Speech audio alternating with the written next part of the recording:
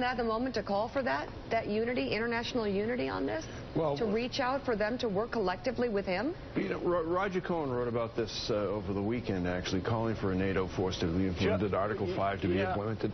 Roger, but let me ask you, well, two questions. Wouldn't part of invoking Article 5 and creating a NATO force just add fuel to the recruiting fever that ISIS employs within Europe? You've spent a large portion of your adult life in Europe.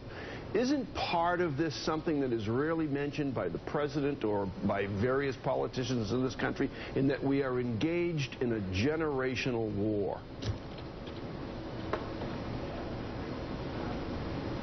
I think we are, and there's no perfect policy, but the perfect should not be the enemy of the good. These guys are ruthless terrorists.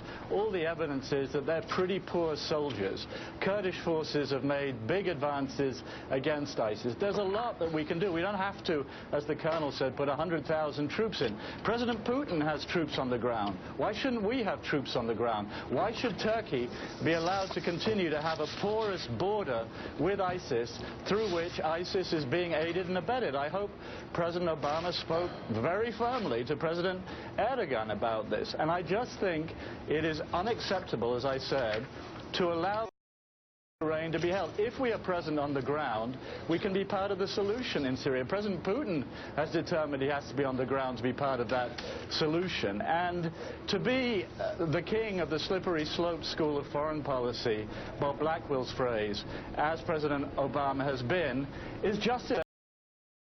There have been failures and mistakes and big errors since 9/11. But to determine on the basis of that all forms of interventionism by the United States involving troops on the ground, boots on the ground, are doomed to failure, as the president seemed to say yesterday in Turkey, well, I just think that is very misguided and very dangerous for stability in the world, because what underwrites stability in the world still today is American power. And if people doubt that, we're in a very dangerous